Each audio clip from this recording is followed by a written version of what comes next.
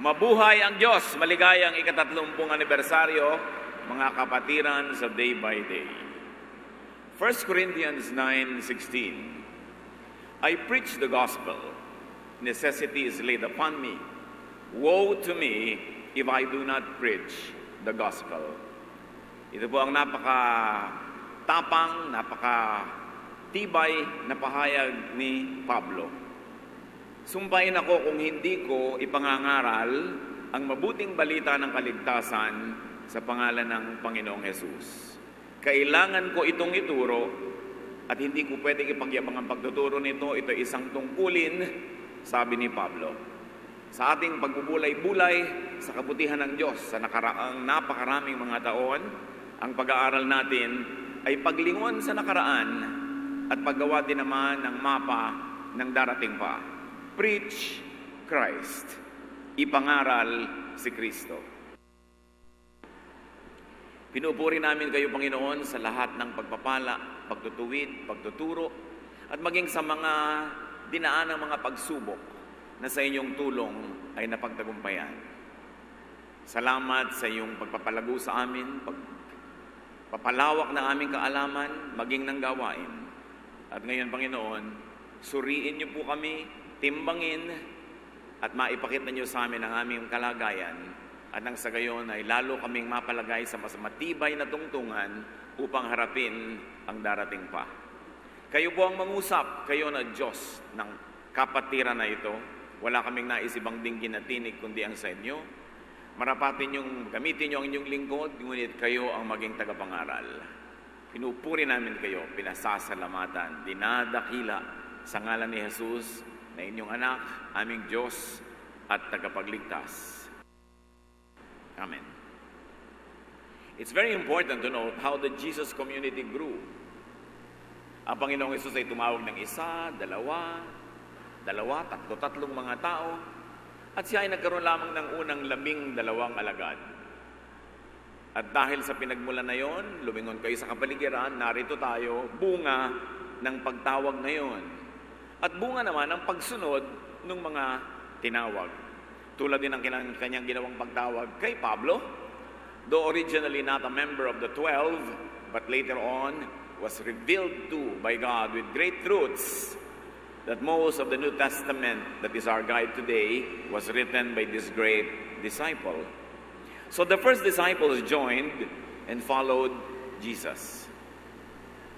Napakaraming magagandang kwento sa Gospels na nagsasabi niyan. And then, once called, the disciples called others to join. Ang nagpalago ng gawain ng Panginoon ay hindi ang Panginoong Hesus mismo, kundi ang kanyang mga tinawag na mga alagad na siyang tumawag ng mga iba pang naging alagad nila, na tumawag naman ng mga alagad din nila hanggang nakarating sa atin ang balita at tayo ay kasali na sa pamilya ng Diyos. John 1:35-49, and I shall be reading from the Revised Standard Version, the first version of the Bible that day by day used way back in 1985 and for the longest time. The next day again, John was standing with 2 of his disciples, and he looked at Jesus as he walked, and said, "Behold, the Lamb of God." The 2 disciples heard him say this, and they followed Jesus. One of the 2 who heard John speak and followed him was Andrew, Simon Peter's brother. Si John the Baptizer had his original followers, but when Jesus passed, sabi ni John, yan ang tunay na anak ng Diyos, kordero ng Diyos. At yung kanyang mga alagad, sumunod kay Jesus. Isa doon ay si Andrew, kapatid ni Pedro. At siya ang nagdala kay Pedro sa Panginoon. Without an Andrew, you would have no Peter. So Peter was able to get to the Lord because of the ministration of Andrew. He, meaning Andrew, first found his brother Simon and said to him, "We have found the Messiah." He brought him to Jesus. Yun ang kwento ng unang mga mananampalataya, finding and sharing with people. Other people being called through other people, doing what they should do to share Jesus. Verse 43, the next day Jesus decided to go to Galilee, And he found Philip and said to him, "Follow me." Philip, the great soul winner, the great evangelizer, after whom our country was named, Philippines. Because we were named after Filipo II of Spain, who was named after the evangelist Philip. So Philip was largely called directly and personally by Jesus. Iba-iba ang tawag. May tinatawag si Jesus diretsahan, merong yung tinawag ni Jesus ang siyang tatawag doon sa kanyang kakilala, kung ano-anong pamamaraan ang nagiging ending, sila ay nakakakilala sa Panginoon. Verse 45, Philip found Nathanael and said to him, "We have found Jesus of Nazareth." And the sequence goes on. One person telling another about Jesus. At siguradong marami sa atin ngayon, lahat sa atin ngayon, narito dahil may nagsabi sa atin. May nagbalita, may nagturo, may nagtiyaga na kuminsan ay hinahabol-habol ka pa, pinipilit-pilit, sinusuyo-suyo. At kung hindi dahil sa mga yon, kuminsan ay isang tao lang yon, kuminsan a team of several people who don't even know each other, na ang kanilang malasakit sa atin ang siyang nagdala sa atin sa Panginoon. Acts 2:41-42. So those who received His word were baptized, and there were added that day about 3,000 souls. Dahil sa sipag ng mga nakarinig na nagtuturo rin tungkol kay Jesus, isang araw, 3,000 kaluluwa ang lumapit sa Diyos at nagpabautismo. Verse 42, and they devoted themselves to the apostles' teaching and fellowship, to the breaking of bread and prayers. Hindi sapat na mabalitaan tungkol kay Jesus at maniwala kay Jesus at tumanggap kay Jesus. Ang kasunod, responsible teaching. Kailangang ituro sa kanila ang mga itinuro ni Jesus. And fellowship, sapagkat ang pakikiisa sa espiritu ng kapwa-mananampalataya ay nagpapalakas, and in ways beyond words, cannot be described by the brain or by reason. People are edified and blessed by God when believers are together. To the breaking of bread, to eating together. There was a lot of eating together. Hindi sila nagmamadali, nagsasama-sama sila, nagkakahalo-halo, buhol-buhol ang kanilang mga buhay. Ang problema ng iba ay nagiging problema ng ilan, yung solusyon ng iba ay nagiging solusyon para sa problema ng iba. Tunay na kapatiran. At kasama pa sa kanilang gawain, prayers. Laging nagdadalanginan para sa isa't isa. The believers grew in quality. Hindi lang sa quantity, kundi sa quality. Acts 12:1-5. About the time Herod the king laid violent hands upon some who belonged to the church. So Peter was kept in prison, but earnest prayer for him was made to God by the church. Nakulong si Pedro, nagkaroon ng persecution, pinatay si Stephen, maraming mga nangyari. Pero laging nagkakasama-sama ang mga mananampalataya para manalangin. Acts 12:12, matapos na si Pedro ay pinalaya ng anghel sa utos ng Diyos mula sa kulungan, he went to the house of Mary, where many were gathered together and were praying. At nakita nyo, yan ang pinagmula ng sambahay. Wala naman agad noon ang mga building para sa worship na especially dedicated to worship only. The believers of the Lord first were joining temple prayers, the synagogue activities, but it became clearer and clearer by the day that the leadership of Jesus in their lives necessitated a kind of spiritual development apart from their traditions. Therefore, they gathered instead in homes of believers. At ang pagkikita-kita sa mga private homes na lagi na nanganganib na hulihin ng mga nagpe-persecute sa Christianity, ang temple at ang palace, ang king, kontra sa ito, ganitong gawain. Pero doon pumunta si Pedro matapos siya ipalayain ng anghel at nakita ng mga taga roon na nananalangin ang kapangyarihan ng Diyos. The community faced but triumphed over hindrances because of unity and prayer. Acts 2:46-47. And day by day, attending the temple together and breaking bread in their homes, they partook of food with glad and generous hearts, praising God and having favor with all the people. And the Lord added to their number day by day those that were being saved. Ngayon, alam niyo na kung bakit gusto ko ang Revised Standard Version. Day by day talaga ang pag-grow nila. Hindi linggo-linggo, hindi buwanan-buwanan. Kada araw, may nadadagdag na pagpapala, may nadadagdag na pag-aaral. The Jesus community enjoyed being together and continued to grow even more in quality. Napakasidhi ng pananalig, napakasarap ng samahan, napakalakas ng pananampalataya na halos ayaw maghiwa-hiwalay ng mga mananampalataya. Kung hindi siguro sila hinihingan ng tungkulin na magtrabaho, gawin ito at gawin yun, talagang lagi silang magkakasama. And what is so amazing about the first generation Christians and Christianity?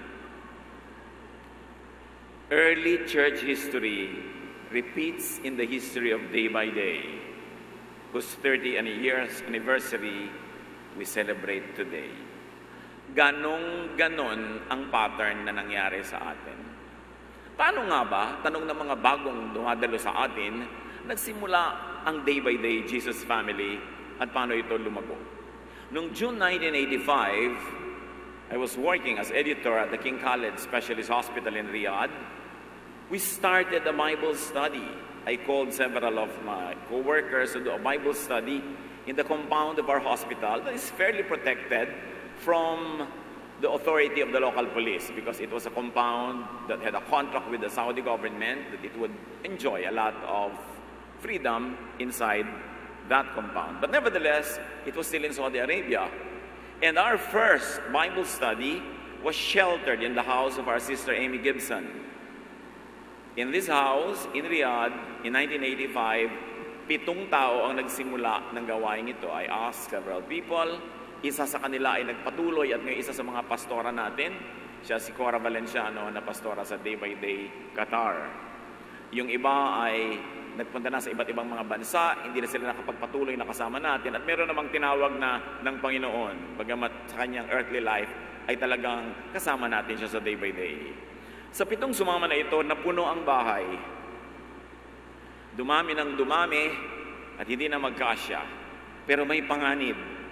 Dahil baka isublong ng kapitbahay, baka kahulihin. At nung araw, mga kapatid, dahil hindi naman malinaw ang policy ng bansang yan tungkol sa religious activity, akala ng mga umaattend ng Bible study, pag nahuli sila, mapupugutan ng ulo. Hanggang ngayon, hindi natin na-confirm kung totoo ba yun o hindi. Pero ang mahalaga, yung mga umaattend, handang mapugutan ng ulo sa pag-attend. Ang taas ng quality, ng spirituality, dahil nakataya. At the least, baka ka ma-deport, makulong ka sandali, pauwiin ka, mawala yung trabaho mo. Pero lahat ng yun, nakataya pagka uma-attend sa Bible study. Makaraan ng ilang buwan, ang Bible study ay lumipat sa labas ng very safe compound sa isang private villa. Villa ni Tito Vic at Tita Betty Cruz. Sa labas, at yun ay nasa syudad, na talagang sa labas lang ng bahay mo, nandun na yung mga pulis at kung ano-ano pa. At dito, yung mga nakakakilala sa Panginoon ay nagdala pa ng mga kakilala. At yung mga kaibigan ng mga Cruz family ay inimbitahan nila. At sila naman matapos ang ilang linggong pag-attend, nag-imbita sa compound ng King Khaled Specialist Hospital na yan ay lumabas ang Bible study patungo sa bahay ng mga Cruz. Yan si Tita Betty, si Tito Vic at ang anak nilang si Mabet. Dumami, napuno ang bahay. At ang mga Cruz ay umuwi sa Maynila noong 1986. Kaya naman, kinailangang lumipat na naman sa ibang bahay ang Day by Day. And this time, sa bahay nila, Kuya Richard Sipin at Ate Malu Sipin. Ayan sila sa gitna, sa litrato. Sa dami ng tao, nakasalampak ang mga tao sa sahig. Inilalabas ang muebles pag may Bible study kasi pampasikip lang. At sa iba't ibang mga lugar, ay pumunta pa ang mga Bible studies. Noong 1987, we were running 7 full-blown churches that administered 37 satellite groups in spite of all the prohibitions at mga bawal. At noong 1987 din, tayo ay nag-register dito sa Maynila as Day by Day Christian Ministries. Bakit? Sapagkat may mga umuuwi na dito na ayaw na nilang sumali sa mga dati nilang mga religious affiliations. Gusto na nila tuloy na yung mga Bible study, tuloy na yung paniniwala, pananalig, and the reading of the Bible and the fellowship. Kaya tayo, hindi man binabalak, we incorporated, as required by the law of the Philippines, as a congregation. Isang munting congregation na ang dami-dami pang tao nananatili pa sa Saudi Arabia noon. Noong tayo ay gumagawa ng mga Bible study na ito, ang number one concern was security because there was really an official persecution. Bawal talaga yan. Bawal nga ang Bible. Kaya ang mga bahay na pinagdarausan natin, ang mga villa na nung lumaan na ni-rent na ng day by day, nagkaroon na ng day by day center, dinodoble natin ang mga wall, tinatakpan ng mga butas para hindi marinig sa labas ang mga kantahan. At laging pigil na pigil sa pagkanta. Yan ay isa silong ng villa na nirent na ng day by day nung lumaon dahil ang dami-dami ng tao. Kita nyo, dikit-dikit. Sobrang siksikan. At pati kurtina na yan, kinopya ng day by day Qatar. Ganun ang itsura ng day by day Qatar ngayon. Ang mga dilaw na kurtina nung una nating center. Laging kumisan, pag naghahatiran sa Bible study, hinaharang ka ng mga pulis sa daan, ini-inspeksyon ng kotse. Paano kung may nakita ang mga Biblia mo? Noon naman ay hindi madaling magpunta parot pa rito, kaya may mga taong kung sila ang may sasakyan, sila ang nanunundo ng mga aaten. Kumisan 2 oras ang sunduan, tapos magsisimula ang Bible study, at pagkatapos ng Bible study, 2 oras uli ang hatiran. May mga inihatid sa malalayo mga labor camps, mga more than 1 hour drive away from the city to sa gitna ng mga disyerto. Yan ang tiyaga ng mga nagyaya, nagdala ng mga tao. Alam niyo ang gawain ng day by day, nabuo ito sa napakaraming patak na tulong ng maraming pawis ng maraming tao. Mga unsung heroes na ang ginagawa ay nanunundo, nag-aayos sa mga lugar, at lalo na yung mga hosts na hindi natin malilimot ang kanilang kontribusyon sa atin dahil kung hindi nila itinaya ang kanilang sariling personal safety, hindi sila mag-host ng Bible study sa bahay nila. Kasi pag nahuli ito, doon sa bahay nila talaga aabutan at sila talaga ang mapuputokan nun. Pero matatapang dahil sa Espiritu ng Diyos na nasa puso ng mga tao at nakita naman nila ang nagiging bunga. Dahil dumadami na ng dumadami, kinailangan ko mag-train ng ibang teachers. Dahil nagtuturo tayo ng salvation, pero mamaya may dala-dala na naman itong umaten. Next week, syempre salvation na naman dahil kawawa naman siya, sayang namang hindi siya masave. Hanggang nakahalata na tayo na puro salvation na lang yung topic kasi laging every week may bago. So, we trained people to teach the salvation lessons so that they could teach them to the new guests. At nandun sila sa isang gilid, sa isang sulok, para yung lesson ng main group magpatuloy. And then there were many questions about religious issues, so we opened another class para dun itackle yun, para yung lesson nga ng Bible study magpatuloy at huwag maabala ng iba't ibang tanong sa iba't ibang topic. At pagkatapos niyan, syempre may burden ng mga kapatid na dalhin din sa Panginoon ng napakarami pa nilang mga kaibigan na hindi naman nila pwedeng yayain lahat sa Bible study natin dahil sobrang dadami na. So we trained teachers. We taught people how to teach the Bible. And then later on, when we were running full-blown churches with worship services, we trained people how to preach, how to make message outlines, how to make Bible study outlines. At ang mga klase ng day by day noon ay graded ang umaaten. When we rented a villa, minsan 3, 4 na kwarto, sabay-sabay, iba't ibang klase, mamimili ka ng i-enroll. Parang tunay na semestre sa mga eskwelahan dito. Graded yan, may mga quiz at yung first 3 honors na graduate ng course na yon, ituturo nila the same course to another batch. We made sure that people were trained to keep the work going, even I or the other leaders who had already been trained would be away from Saudi Arabia. Dahil hindi naman natin alam kung gaano tayo katagal dyan, baka kamahuli, i-deport, ikulong, hindi natin alam. So dapat lagi nagtitrain. At hanggang ngayon, while we are seated here, tuloy ang gawain na ito sa lugar na ito dahil yung training na ganon at yung ganong method ay patuloy pang lumalago. At narito ngayon ang ilang mga pastor ng ating mga churches sa West Asia or the Middle East. Some were not able to come because they're employed, but many of them are here today. So nagkaroon ng mga special classes how to interpret the Bible, how to teach, book studies. New teachers, preachers, and leaders were developed, homegrown. Katulad ng nangyari sa Book of Acts, the believers grew in quality at the time and all along enjoying loving relationships and fellowships. May ibang charm ang maliit na grupo. Magkakakilala kayo, talagang nagkakaroon kayo ng malasakit, magmamahal sa isa't isa. Kaya naman dito sa Bulwagan at sa iba nating mga ibang daughter churches na malalaki, we break up the big group into small sambahays para during the week meron kang small group. Kung hindi ka man laging kilala o kakilala sa malaking Bulwagan, every week meron kang pwedeng puntahan na small group mo. Pag nagkakasakit ka, dadalawin ka, nakikisangkot ka sa kanilang buhay. Kaya mahalagang component ng ating ministry, mga kapatid, yung sambahay, yung mga Bible study sa bahay, at yung mga satellite churches. But may satellite ng Day by Day Center sa laki. Gumagawa tayo ng midweek services kung saan malapit yung lugar ng mga tao para may midweek service pa rin sila na hindi nila kailangan pumunta dito sa malayo. Pero pag Sunday, andito sila, sama-sama tayo. Meanwhile, we also have daughter churches that are not directly administered from the center here and are autonomous in the way of administration.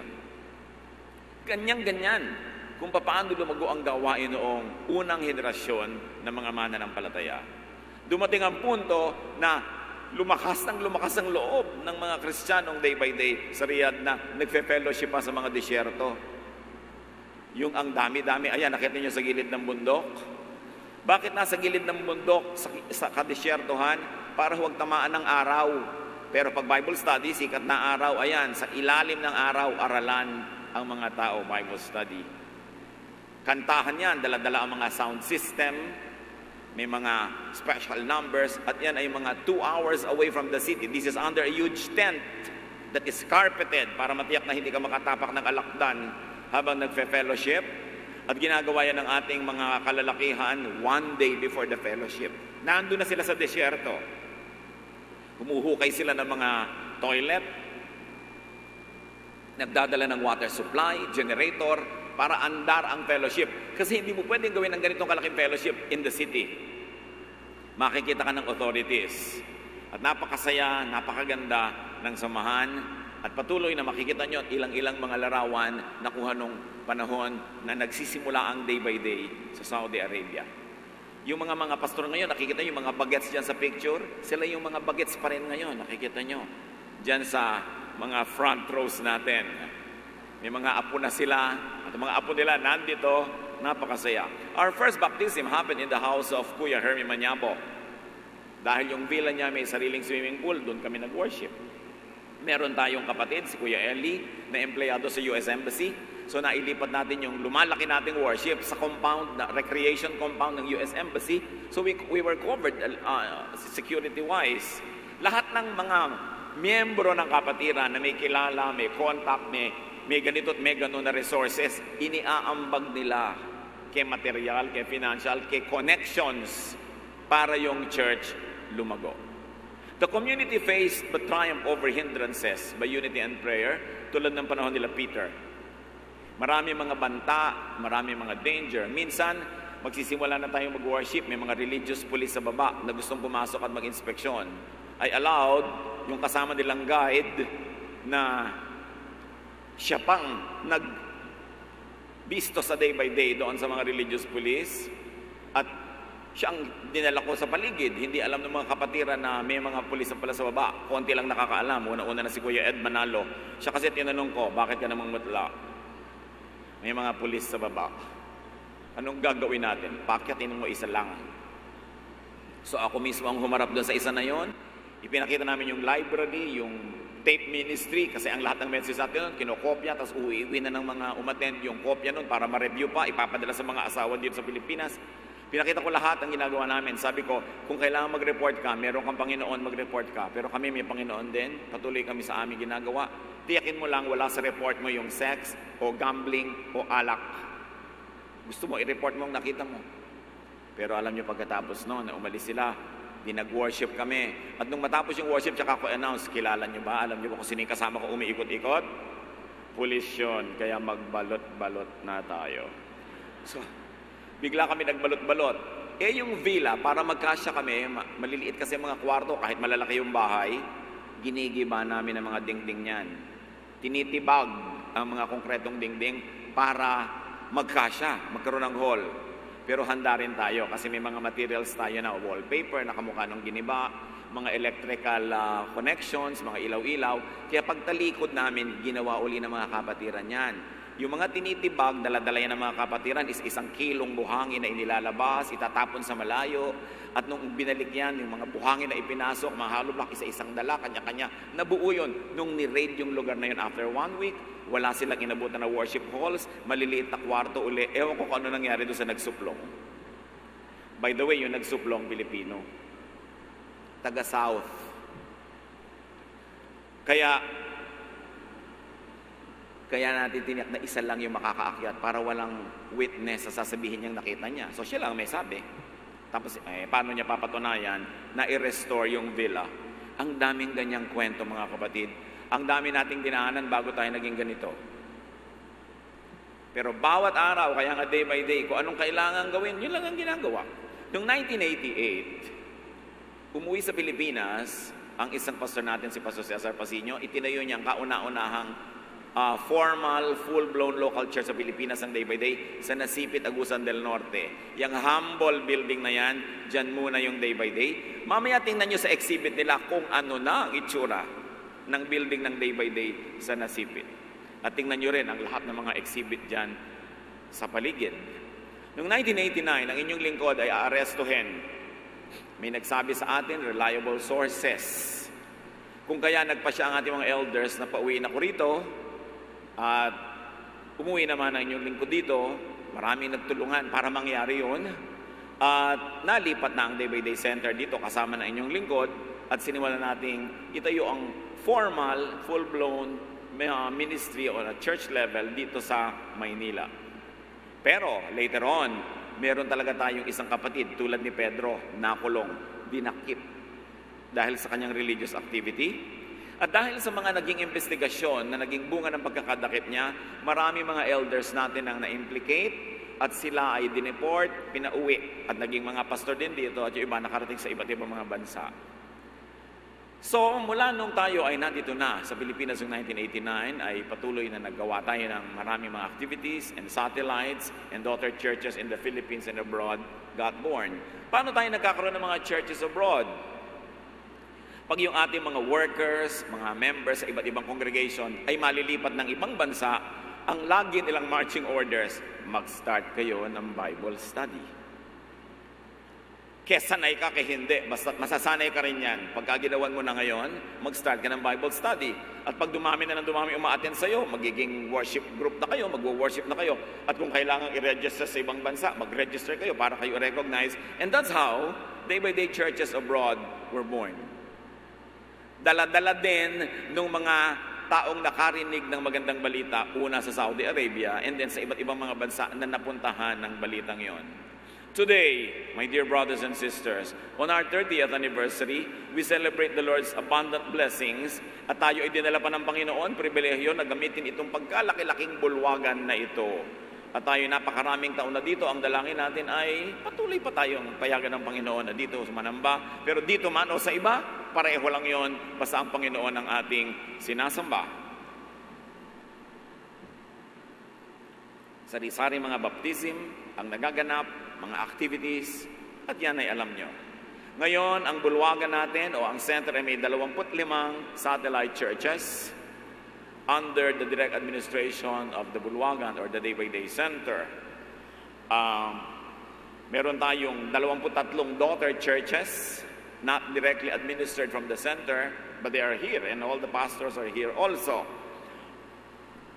Marami yan. At meron tayong 23 daughter churches abroad sa iba't ibang mga hemisphere. Meron tayong ngayong 91 pastors whose tenure of some of them are officially made only now, 6 associate pastors. Napakasaya na lumago sa Panginoon.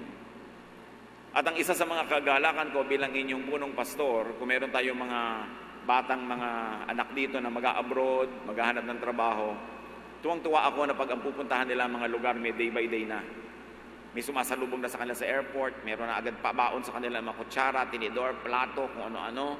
Meron na agad silang instant pamilya, naiibsan yung hirap ng adjustment. At nagkakaroon sila ng mga karamay. Dalangin ko, dumami pa ng dumami ang mga day-by-day daughter churches abroad. At nang sa ganon, saan man tayo nandun, we feel at home. And also, in many countries where we do worship, halos tayo lang nagwa-worship sa Panginoon because we are in a very secular country or in a country dominated by other religions. Kaya nagagamit ng Panginoon ang ating kapatiran na siya ay masamba sa mga lugar na yon na kung walang mga ganitong uri ng mga grupo ay hindi mangyayari. 30 years of blessings. Ano ang patunay ng pagpapala ng Diyos? Tayo. Tingnan niyo yung mga katabi, siya. Yung katabi nyo, kayo, tayo ang patunay. Hindi na natin kailangan ng iba pa. Narito pala tayo dahil sa pagpapala ng Diyos. Marapat na siya ay ating lalo pang paglingkuran, pasalamatan, at ipamalita. Kailangan, saan man kayo nagpupunta, you do a Bible study. Saan man kayo pupunta, ibalita nyo ang kabutihan ng Panginoon. Huwag niyong mamaliitin ang magagawa ng isang taong nagkukwento sa isang tao. Sapagkat lahat ng mga malalakit na kilang bagay ay sa maliit nagsisimula. Bawat isa sa atin na narito ngayon, nasa ibang lugar man, pero kasama natin sa Espiritu, maraming ngayon ay gusto-gusto sanang narito. Pero hindi pwede dahil may mga trabaho sila abroad. Sa lahat ng mga nadala natin sa Panginoon at nahihatid sa pintuan ng kabilang buhay, nauna na sa atin, ang lahat ng yan, sa tulong ng Panginoon, ang mga buhay natin ay napagtagumpayan, napabuti, nagkaroon ng kapayapaan, at kung may mga guluman, meron tayong pinaghahawakan, meron tayong sinasandalan. Ano ang challenges, mga kapatid? Matapos ang 30 taon, na salamat sa Diyos at sa Kanya ang papuri, ay talaga namang mabunga. Ano ang challenge? Yung challenge na sinabi ng Panginoon sa church at Ephesus ay ating limiin. We should return to our first love. Sa Revelation 2:2-5, sabi ng Diyos sa church at Ephesus, I know your works, your toil, and your patient endurance. I know you are enduring patiently and bearing up for my name's sake, and you have not grown weary.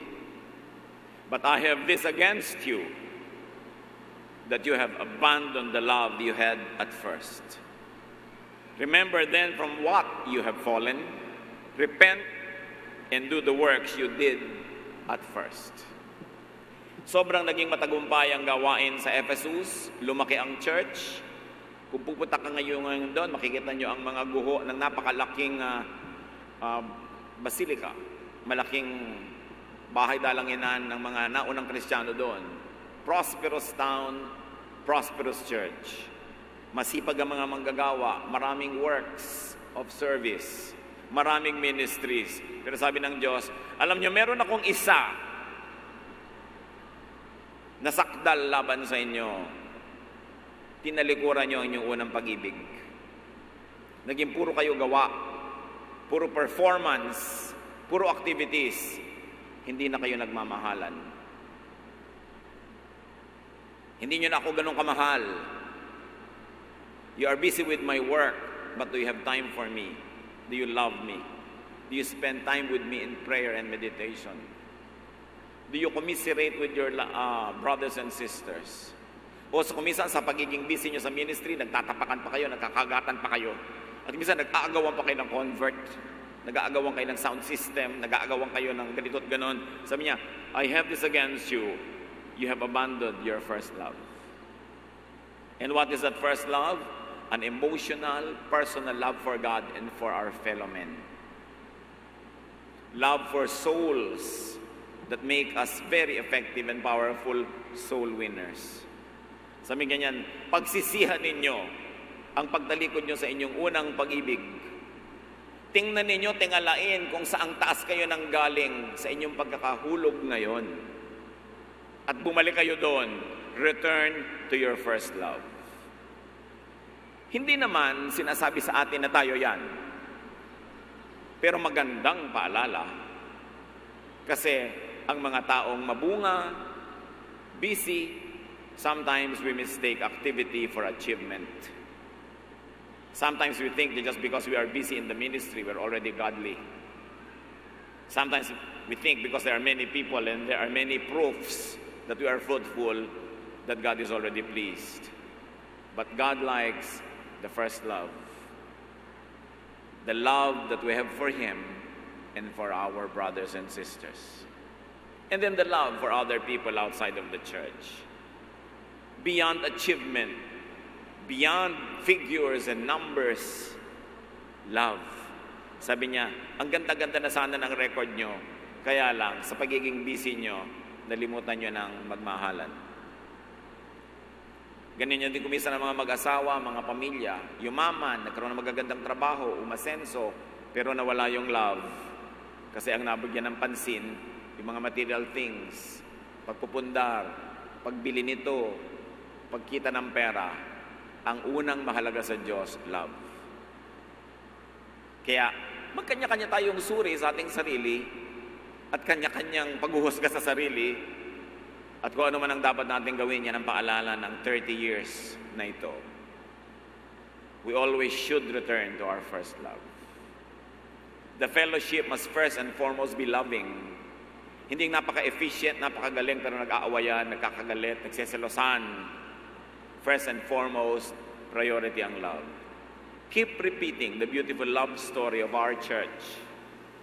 Our church is founded on love, the love of God for us, and the very clear and evident love of one another for each other. Kaya tayo nakatawid ng maraming pagsubok, kaya marami tayong nagawa kasi nagmamahalan ng mga kapatid. At hindi yan dapat mawala in the name of efficiency, in the name of achievement, in the name of numerical growth. Unahin ang pagmamalasakit, pagtutulungan, pagmamahalan sa isa't isa. Return to or intensify loving God and people. And very importantly, part of the first love, return to preaching Christ. Sa simula kasi, pag nagdadala tayo ng tao sa Panginoon, puro dadaling kita kay Kristo, si Kristo, si Kristo. Pero pagkatapos nun, nalilibang na kung ano mga religious issues ang pagbabangay-bangayan, kung ano na pag-aaway-away ang mga doktrina na wala na si Kristo. Relihiyon na ang pumalit. Kaya ang sabi ni Pablo sa 1 Corinthians 1:23, we preach Christ. We don't preach anyone else. We preach Christ. And when we preach from the teachings of other people aside from Christ, it's only because what they teach follows the teaching of Christ. Sabi niya, we preach Christ. At mga kapatid, marami sa inyo gifted. Pero pag ang gift ninyo ginamit, sayang. Do not hesitate to become teachers or leaders or pastors or workers. Day by day started that way. Walang full-time missionary, walang full-time worker. Lahat nagtulong-tulungan lang. Naging mga teacher, naging mga pastor. At hindi sabihin, ay, hindi yata ako bagay. Wala naman talagang bagay. Kaya ka lang nagiging pastor o leader o teacher, tinatanggap mo lang yung hamon. Pero hindi ka talaga bagay. Hindi ako bagay. Walang bagay. Nobody is reverend. But the work of God happens when people who don't deserve the honor accept the duty and work diligently in spite of our limitations. Mas kulang ka, mas nakikita mo kung paano ka pinupuno ng Diyos. Wala dapat tumatanggi pag binibigyan ng ministry. Sasabihin, hindi ako bagay. Talagang walang bagay. Ang tanong lang, tinatanggap mo ba yung pananagutan? Will you be part of the chain? You heard about Christ. Now will you make other people hear about Christ also through you? Everything begins there. Our church that we love began there. Preach and teach the gospel of forgiveness, not the gospel of judgment. Preach and teach the gospel of love, not of hatred, not of division, not of judgmentalism. Preach and practice the gospel of rest, not the gospel of works that kill people because they think only by dying in the battlefield will they please God. The ministry of Jesus is the ministry of giving rest. Matthew 11:28 to 30. Come to me, Jesus says, all you who labor and are heavy laden, and I'll give you rest. Take my yoke upon you and learn from me, for I am gentle and lowly in heart, and you will find rest for your souls. For my yoke is easy and my burden is light. Put Christ back to Christianity. Natatabunan kasi si Jesus natatakpan ng kung sino-sinong personalities, natatakpan ng kung ano-ano mga teachings, natatakpan ng kung ano-ano mga do's and don'ts and regulations. Well, Jesus sets free, and Jesus loves unconditionally, and Jesus forgives. Maraming mga tao ngayon, especially in the West, hindi na nag-church. Nawala na ng gana sa church. Ang nakakalungkot, nawala na sila ng gana, hindi pa naman nila nasusubukan si Jesus. Ang nasubukan lang kasi relihiyon. A Pharisaic, legalistic religion that does not give you rest, but constantly condemns and makes you feel short. But Jesus says, I'll give you rest. My yoke is easy, my burden is light. Napakaraming bigat ng mga taong dinadala. Dapat pag nagpunta sila sa ating Bible study, nagpunta sila sa ating fellowship, nagpunta sa ating worship, dapat makakita sila ng kapahingahan, hindi ng intriga, hindi ng panghuhusga, hindi ng pangpupwera, hindi ng pangmamaliit o panglalait, kundi ng walang patakarang pagtanggap kung saan sila ay gagaling, mapapagaling, matuturuan, at kung may pagbabagong dapat mangyari sa buhay nila, sila at ang Diyos ang mag-uusap noon, hindi dinidikta ng church kung paano, kailan at gaano kabilis dapat mangyari. Dapat ibalik ang pag-ibig sapagkat it is the highest doctrine. John 13:35, by this all men will know that you are my disciples if you love one another. Sa pag-iibigan tayo makikilala ang mga anak ng Diyos, hindi sa pagpapagalingan. Maraming pagpapala ang Diyos ay binigay sa atin sa nakaraang 30 taon. Meron sa ating talagang kasama, 30 taon na, tuloy-tuloy. Meron namang sumali lang kamakailan, meron namang mahaba-haba na, iba-iba. Pero hindi naman binibilang yung taon lamang. Ang mahalaga sa panahon na ibinibigay sa atin ng Diyos na siya ay ating Panginoon at kilala na, umasenso ang ating espiritualidad, makapagturo tayo, makapaglingkod sa gawain para dumating pa ang maraming 30, 60, 90, whatever anniversaries, nandito man tayo o wala na, tuloy ang gawain ng Panginoon. Because when the Lord established His church, He built it upon the rock. And that rock is Christ. Sabi niya, I'm going to build my church on this rock. The gates of Hades shall not prevail against it. The church of the Lord, once started, is built on the rock. It must rise, and it will prevail. Ano man ang ginagawa natin, maliit o malaki, napapansin o hindi, ang lahat ng ambag natin sa pagtatayo, pagpapalaki ng kapatiran is built on the rock. It will withstand the test. And when we meet the Lord in that final moment, He will tell us, because He knows everything, that we have added to that building His body. Many people wonder how they will serve God. You cannot serve God because God does not need anything. You cannot serve Jesus. But when you serve people in the church, when you serve the church, you serve Jesus because the church is the body of Jesus. Kaya nang unahin natin, balikan, bigyan ng diin, how to help make the church grow. How to reach more people and how to enable, empower, and help and support those who are doing the work in the front lines. Nakakapag-celebrate tayo ng ganitong anniversary dahil ang mga tao, napakaraming tao, nagdulong-dulong. Ituloy natin yan. Because you know that whatever you do, whatever you contribute to the growth of the Lord's church is written in that eternal book. Because you build upon the rock. Panginoon, salamat sa nakaraang 30 taon. Salamat sa naging mga pagtutuwid, pagtuturo, pagpapalago, pagdidisiplina. Salamat sa lahat ng mga natawid, ng mga pagsubok, mga challenges ng ministry. Ang dalangin namin, we dedicate this church to you again, and we keep rededicating this church to you, that this may be an agent of peace, that your church, day by day, will preach Christ, the love, the forgiveness, the rest of Christ. And we believe, Lord, that as we heed your call, you will bless us, that what we do will have eternal values because we build upon the rock. Father, we thank you. We honor you in the name of your Son, Jesus. Amen.